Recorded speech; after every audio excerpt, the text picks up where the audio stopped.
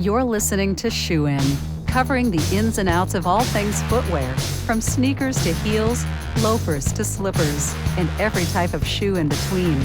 Brought to you by the FDRA, the Footwear Industries Association focused on retail, trade, politics, and fashion, helping create and enhance conversations on all things footwear. And now your footwear insiders, Matt Priest and Andy Holt. We're insiders, Matt. Are we? We're inside effing platform right now. That's where we are. We're inside the industry. There you go. Trying to help people understand the dynamics of the footwear business. Yep. You know? You use so many analogies with it. Peeling back onion layers, I do. and we're insiders, and That's we're this typically and that. that's my bailiwick right there. That's your bailiwick? Yeah, just analogies. Yep. And just general tomfoolery is what I. that's what I try to focus on. Really. Right. That's all I can really bring to the show. That's your knowledge. Senior Vice President all tomfoolery. buzzwords. Yep. All buzzwords. Love that's it. all I'm about. Well, let's synergize this discussion. Absolutely. That's what I'm all about. That's Jasmine, right. how are you? What's Nice up, to see you Jasmine? again. Yes. How are you? Great. I'm excited about what we're going to find out today. Oh, now you're Yes, teasing it me out, too. and our guest is scared. Not yet. Not yet.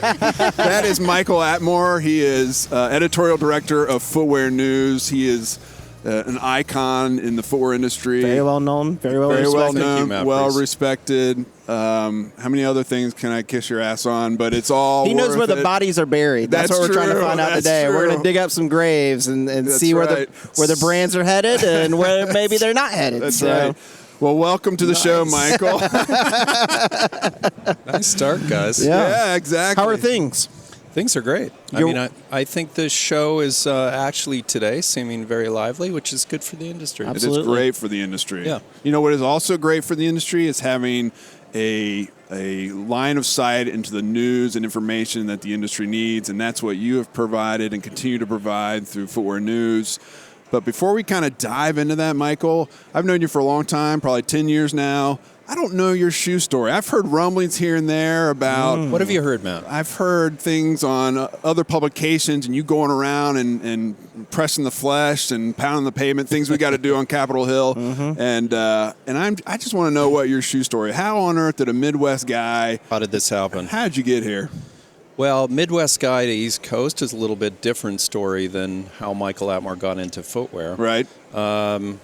And I'll tell the footwear version Let's because do it. that's what you're asking. That's Yeah. right. So I had already been in New York City, interested in publishing. It was a volatile time, and I had done very well at a young age. But there was a lot of consolidation, not unlike what has actually happened for the rest of my career. Right. And I found myself at a very early age having been through a big publishing experience, and that company closed down. And they gave me a very generous severance at that point, late 20s, and I thought, we're set. Let's head off to Florida and kick it.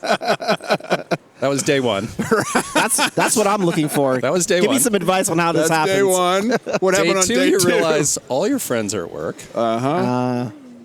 What is this new life? Right. And by day three, you're in a blind panic. Right. So went quickly back to work, and one of the things that presented itself very quickly was a consulting editor role, which appealed to me because I could then have some of this retirement package idea in effect. So it was a Right. part-time job. Stepped in to create a publication called Footwear Plus that is still with us today. Small publishing company, and was given immediately lots of creative license there. And in that era, the main competitor was the publication I'm with now, Footwear News. And Footwear News in those days was much more business-oriented. It really was a very dry publication to look at. Yeah. It didn't have much visual appeal. I've seen the microfiche of some of that. and The fact that you're saying microfiche says it all. But what was fun was to be the disruptor. So Right. I was one of the original disruptors, I guess. And while we weren't digital in those days, we had a minor digital presence. We were disrupting in print. And it was a lot of fun. We put every dollar we had into the visual execution, and the few stories we wrote were trying to make waves. Right. And we had a lot of fun. Yeah. And we were very focused on lifestyle, which is interesting now in light of what's happened in the industry. Right. And the publication got enough traction to do two things. One, you cannot be a part-time editor on a publication that's launching. There's Right. just no way. So that very quickly grew into a full-time job. And two, was very much on the radar of Fairchild very quickly because we were making news and because there was a lot of the industry was reacting. Right. We went to athletic companies first, so we were very pro-athletic from the beginning. It has since evolved away from that, but that also drove a lot of attention from the big marketers and agencies. So long story short, Fairchild came after me, and I ended up where I am now. But I always say my current job is really like having 3 or 4 jobs because we've been owned by different people. That's right.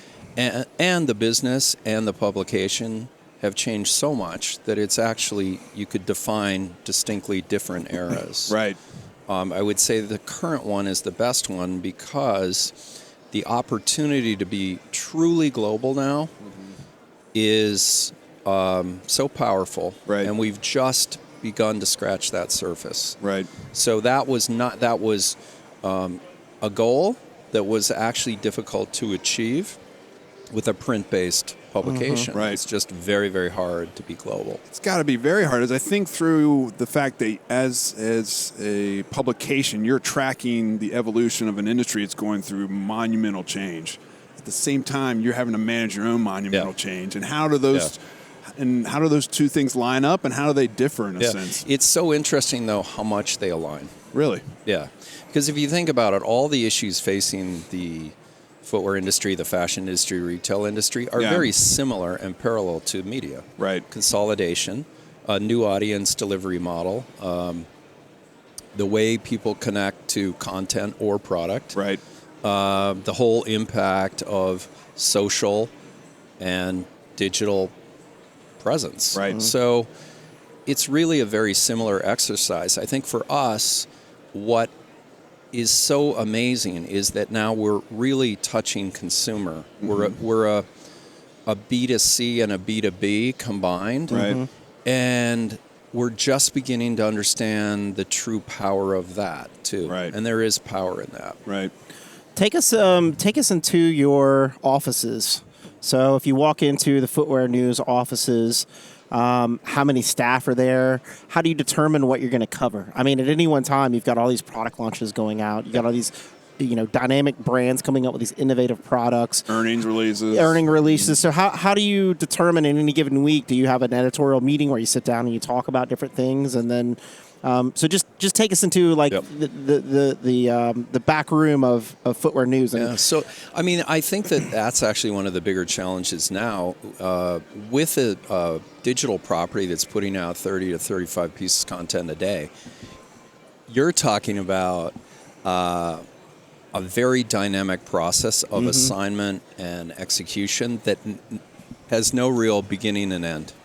So, unlike the old days, you would have a weekly meeting and establish most of this. This now has to be done on the fly. Right. And basically every morning we have a launch list. Sometimes that's 50 stories long. Wow. And we're executing, again, as I said, 30 to 35 of those by end of day or by night.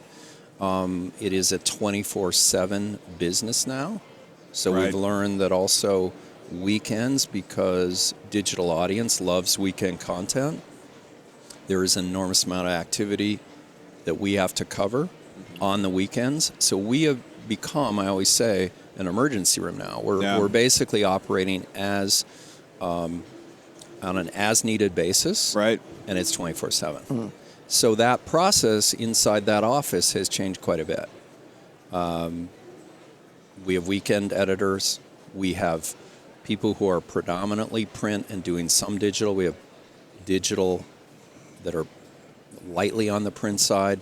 And every given week, depending on what's actually going on in the calendar of events, we're reallocating those resources based on what that need is. Right. You have a collision in a month like February, where you've got award shows we need to cover those. Huge business for us. Yeah. You've got fashion weeks, which the traditional shoe industry doesn't really pay attention to. Right. You've got this market, and then you've got all our normal business. Right. So there's actually nothing like the period from mid-January to the end of, or the beginning of March, for true sort of packaging of all coverage. Right. In terms of overlap and staff need.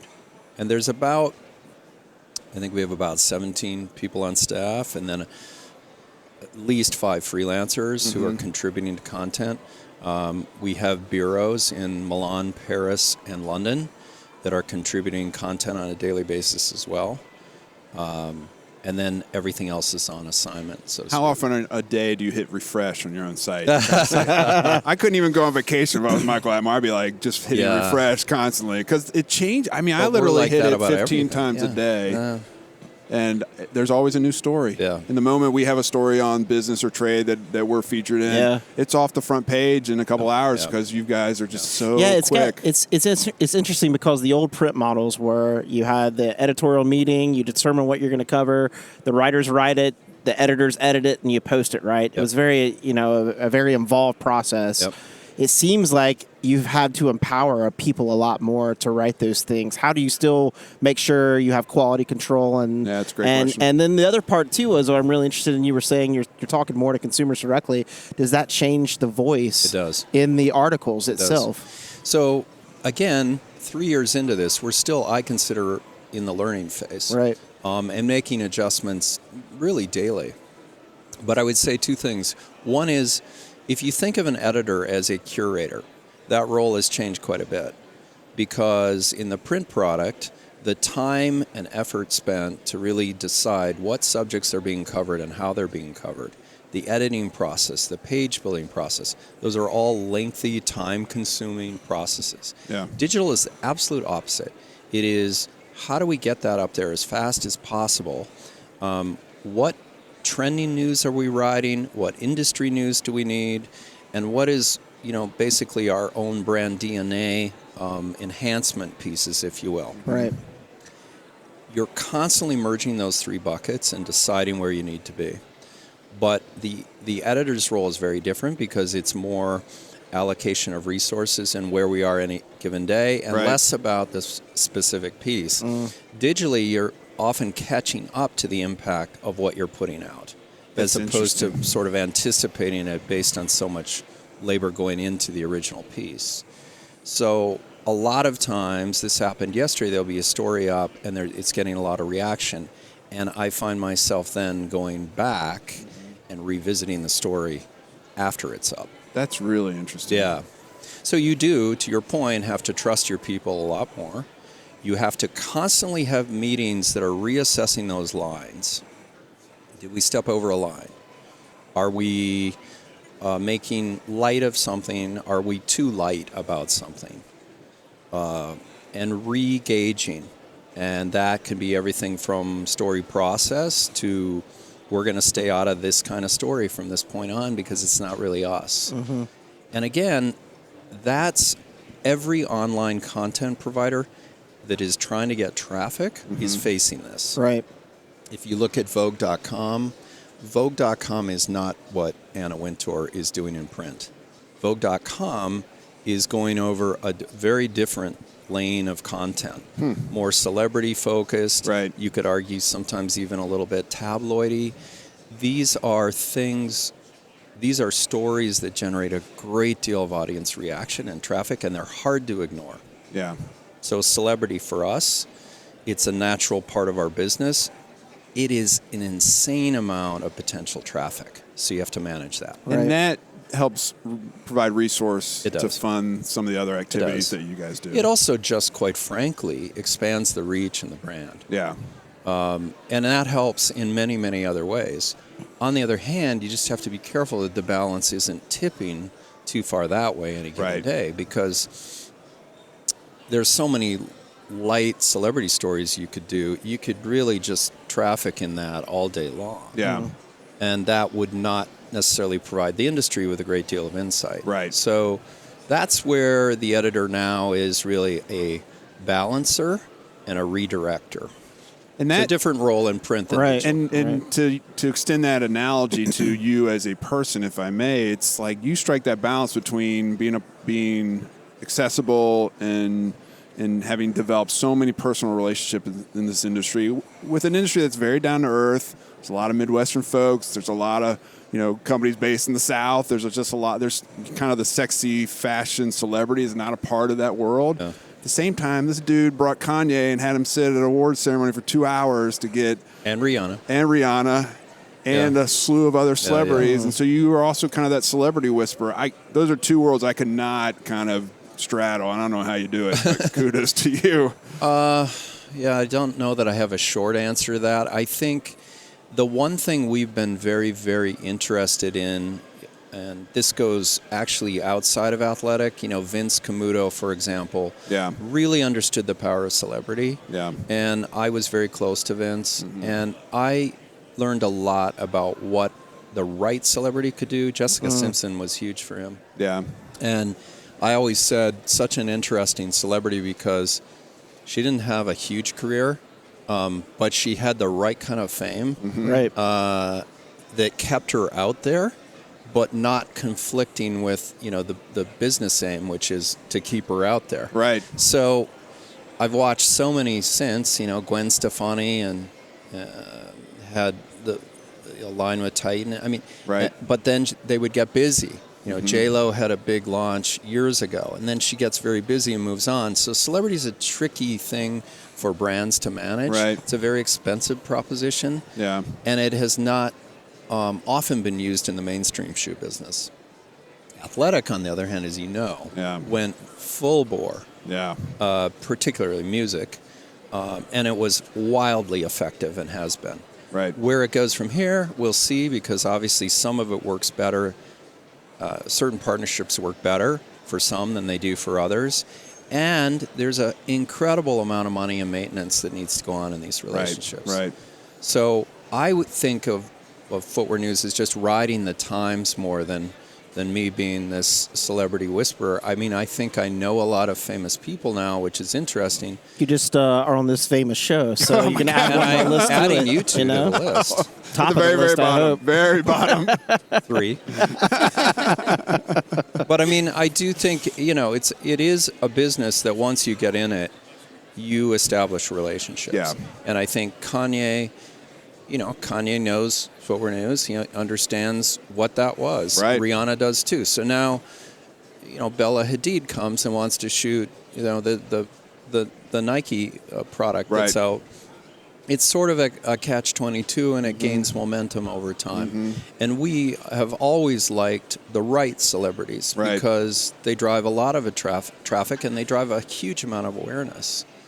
Having said that, you just can't be perceived as only that. Right.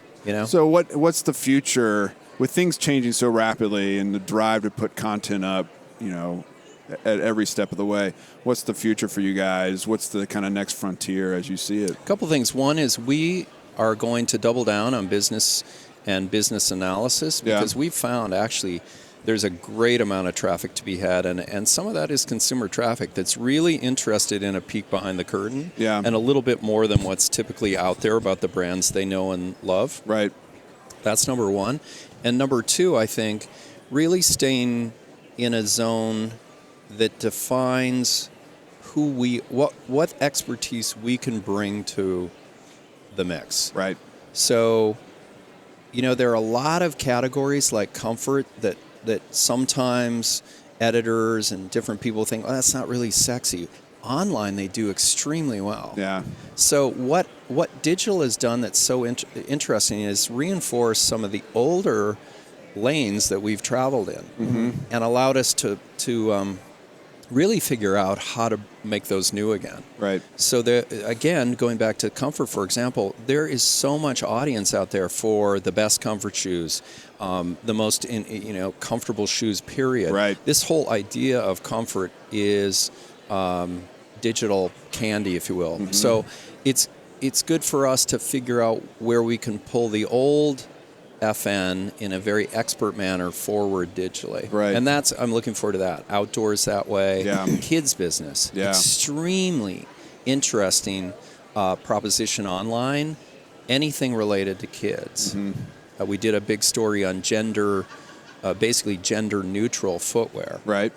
This got a lot of attention. Right. Staying a little more issue-oriented with the things. I've noticed that. Yeah. We got into the Me Too conversation this week. Trying to bring the issues that are right around us home. Yeah. You, based on your expertise and navigating these kind of digital channels and all these shifts and changes, when you look at the footwear industry, what are brands doing really well in digital? What are they failing at? And then who are you looking at and you're saying, that's really good. Those guys are very clever and they're doing exactly right. What are some, just for the listeners, what are some things that you see that are like, this is really on point? Overall, generally, you want specific brands? Yeah, sure. Okay. I mean, I think one of my frustrations with a lot of the brands in this space is they are hesitant to embrace their story. I think consumers are looking for story. I manage a lot of young, talented people, and they love storytelling. Right. Yeah. So I would say if I think there's something lacking in the business, it's storytelling and spending the time internally and then externalizing that story because I think it'll have so much value. And I think a lot of these brands have such an amazing story. Yeah. And they're just not capitalizing on it at all. So that would be the thing that I would almost, obviously product, very important, but I do think storytelling is a big part of the digital era.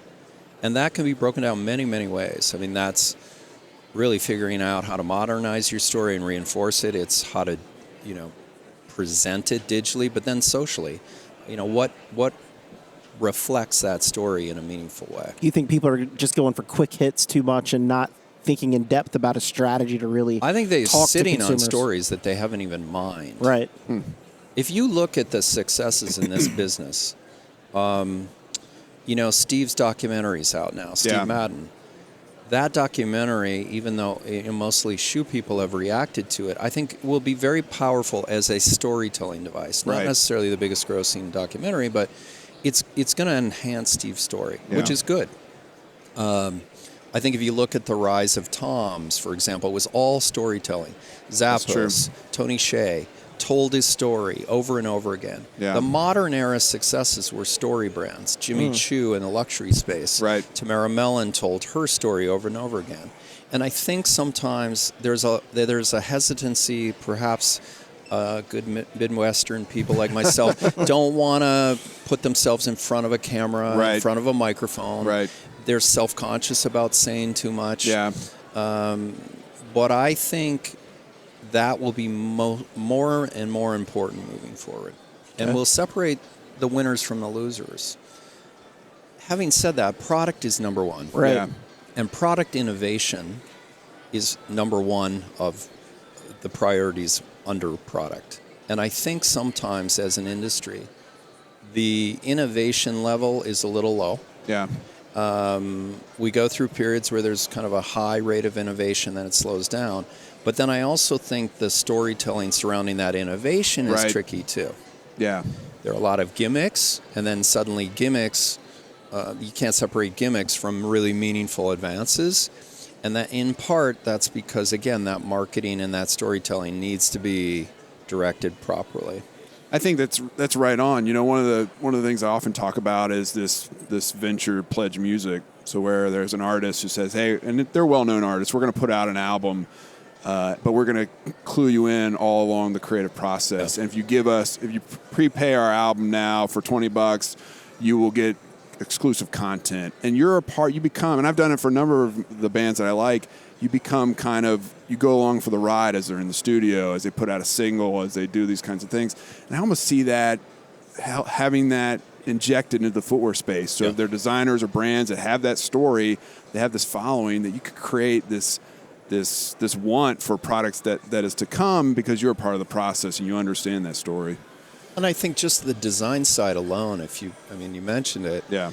There are so many designers in this room that have such interesting stories and such interesting process, but we never get to see that. Right.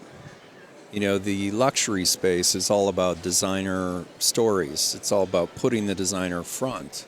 Not so much in this part of the business, Right. and even athletic doesn't really do that. Yeah. So, right there, you have such incredible storytelling. That's right. And would be a fascinating point of access, to your point, for consumers to see a little more process. Right. Because the other huge thing is the shoe industry is so labor intensive, and it is really an enormous amount of work to get it right. Oh, yeah. And I don't think the consumer really understands how much work Not goes at all. into Right. Not one bit. a successful product. Yep. Yeah. Well, that's one reason why we started this podcast, is trying to have these long conversations about these things and let people just talk a bit about the whole process. And I think, that's one thing that's missed in 140 character world is real conversation about what's happening with all the changes. And what about for our industry, and as you look at product, who is going to win in the next couple of years?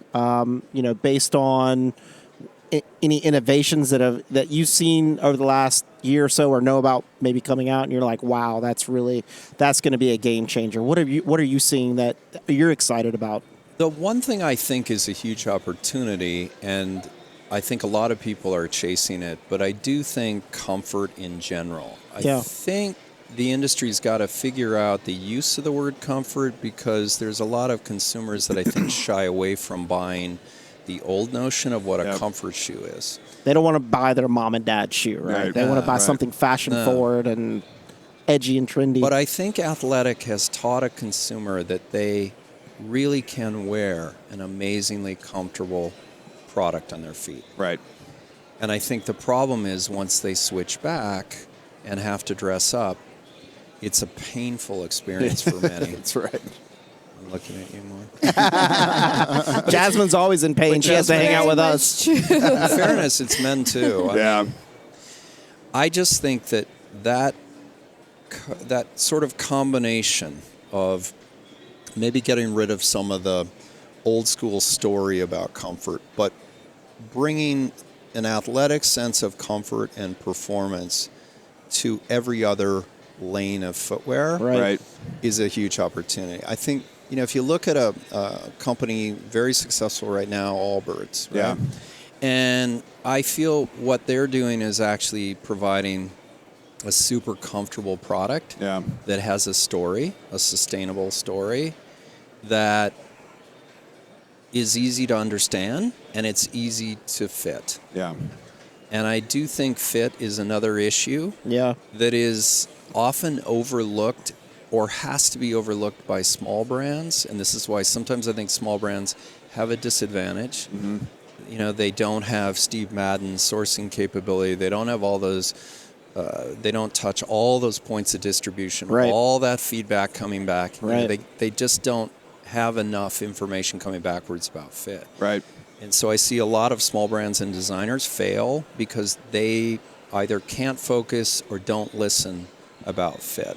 And fit is ultimately why you're going to continue to wear something Right. or not. That's I mean, right. It is for me. Well, I think that's the thing on e-commerce, right? You buy the shoe, it ships to your house, it doesn't fit, you ship it back. Guess what? The brand makes no money off of that, and maybe even loses money. Right. Yeah. So if you could, like you said, Michael, if you can figure out your data points and you understand your customer and you understand your supply chain, if you can get the fit right, just a small percent better than your competitor, you're actually going to make a lot more money. Yeah. Yep. No, the days of breaking in your shoes. I remember my parents gave me church shoes from Cole Haan. Oh, you just got to break my feet are bloody. You just got to break them in. I hope those days are over. So. Especially, if you were only wearing them to church, the break-in period was going to last That's quite right, a while. forever. That's right. 20 years later, those babies feel great. Yeah, especially But if you're CEO, Christmas, Easter only, Oh, then you're never going to break That's them in. So That's right. Well, what else can we talk about with Michael? I mean, there's so much that you guys cover and so much that you guys do. yeah, by the way, I love working with your team, Katie Yep. and Neil and Sheena. They're rock stars They in their are. own right, and you've found the talent, you've brought them together, and it's just the cool thing for us as an organization trying to kind of shine light on some of the non-sexy issues that impact the industry is that because of the content demands and the shift that you've just talked about, we have the opportunity to continue to provide commentary and information because you know what, you'll put it out there but you'll be on the next thing after that. And so it's been very helpful for us to be a part of that process and that evolution that you guys have gone through. I mean, I think the interesting thing, too, is that when we hire people, sometimes I think they think, well, how am I going to write about shoes my whole career with you? And quickly they get in it and realize, and I always say this, the shoe business touches everything. Everything. So there really isn't a story that is happening in the world that we wouldn't have some relationship to. Right. And I think that's the challenge for us. But you do those tie-ins, man. Like you said, you talk about the Me Too, you talk about some of the cultural and political things that are going on, but there'll be a movie premiere and you've covered that, or there'll be some kind of athletic, Super Bowl, you'll be covering what kind of cleats are people wearing in the Super Bowl. So you've done, and I feel like that has been ramped up in the last few years, and those tie-ins, definitely. Yeah, those tie-ins are, you're right, it's tied to everything. Footwear's tied to everything. Yeah. And I just think the business has so much emotional touch with consumers that's why those stories do well. I mean, that sporting crowd is a little bit different than someone who's going to pay attention to the music crowd. Right. Sometimes there's overlap. But there's a real cool emotional love for shoes right now. And I see it with kids mostly. My nieces and nephews, fascinated by what I do and who I meet. And I wasn't like that as a kid. I didn't really, think about shoes that much. Right. But they do. And they mean a lot. And the brands mean a lot. And the stories mean a lot. Right. So I see it as a great thing moving forward for us because I don't think it's going to die. That's I good. think it's actually going to get stronger. That's great. Yeah. That's great. Well, we appreciate all that you do to shed light on these issues. Yeah, and thanks for joining us. Yeah, you're a dear friend, and we love Footwear News, so keep up the good work, and the sky's the limit, I think. But now we're going to do a fun segment. Yeah, let's do with that. Jasmine. I thought maybe we had escaped the fun No, there's no zero escaping fun escape. segments. So what's this segment, Jasmine? We have a what you got, what you getting. Here we go. What you got, what you gonna get. And Michael, that's where you're going to tell us what you're wearing today and what you're planning on purchasing in the future. Your next shoe purchase. Yes. So we should do an example. Andy, what you got? I'm wearing some Fry loafers today. Nice. Very comfortable, I have to say. Yeah. Slip on because I'm lazy, if I'm honest. What you gonna get? I'm probably going to buy some new athletic shoes, especially with the spring coming up. Yep. I've looked at some Asics. I might go back to Adidas. Adidas is making good product. They're making great product. Yep. So I'll probably buy some athletic shoes. Yep. More boosts for Andy in the future. Right. Jasmine, what you got? I have on a pair of, I think these are Wild Diva heels, and I really just wear them for the comfort so I can still wear a heel, but I can also walk this really big showroom. So I plan on purchasing something out of Cardi B and Steve Madden's collaboration. I really love her and support everything that she does and, all that she's done in the music industry. So I really want something out of that. That's definitely my Maybe style. we can run over and just steal something. Yeah, let's just go. Ed is our chair. Ed Rosenfeld's our chairman, so I'm sure we can just walk over and take some. And Cardi B is a perfect example of what just drives so much traffic Absolutely. for us. Mm-hmm. Anything this girl does. Yeah. I mean, they want to put her in everything, even from the Amazon commercial that she did, and the Super Bowl person who made commercial. Yeah. her coat definitely got a lot of recognition. Yeah. So, Michael, what you got? I've got a nice pair of Ferragamo. Yes, Nice. they're beautiful. They really are. I actually admire them right as I'm talking about them. They are. If I was a man, I would have those. What you gonna get? But I will say one thing about them. They were not worn out in any New York weather. Oh. And New York weather, as we all know, probably D.C. similar. Yeah. When they salt the streets, you Oh, can it's pretty terrible. much kiss your shoes goodbye. That's right. Yep. So this winter has been excellent for the business in the sense that more pairs have probably been destroyed this winter than many. So I've not destroyed these. What am I going to buy? Probably something athletic. I really do, in my downtime, live in athletic shoes or boots. I do love boots. Yeah. Hard for me to find the right pair of boots. Right. But I would probably, going to Europe next week, look for a pair of boots. There you go. How many? What is your shoe closet like at home? Do you have a closet for all your shoes stacked up in boxes? How do you organize it? Let's hear it. I am a good editor, Okay. and I edit often, and I give away a lot. Good. Okay. Because I have found, and I'm sure this is true of everyone at this table, you only wear certain Right, things. right. Yep. And as pretty or as cool as you thought certain things were, if you're never going to wear them and you haven't worn them for a while, Get 'em So out. true. Bye-bye. So true. Bye-bye. Cool.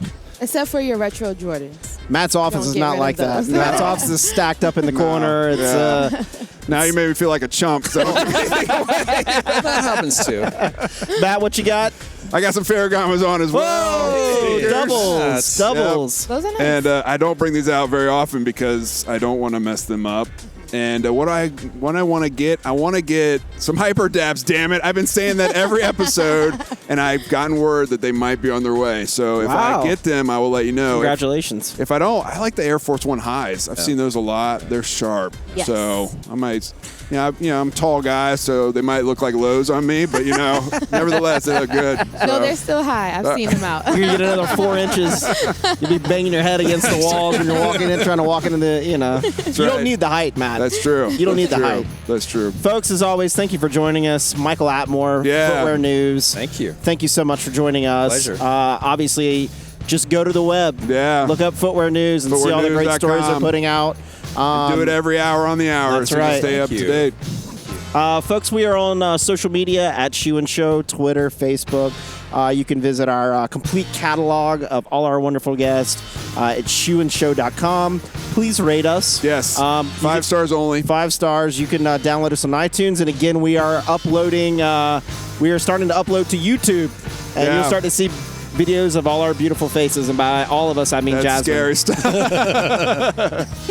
And then, folks, and until next time, this is Andy, Matt, Jasmine, and our good friend Michael Atmore. Shoein is out. Shoe-In has been brought to you by the FDRA, the Footwear Industries Association focused on retail, trade, politics, and fashion, helping create and enhance conversations on all things footwear. For information about FDRA, visit fdra.org.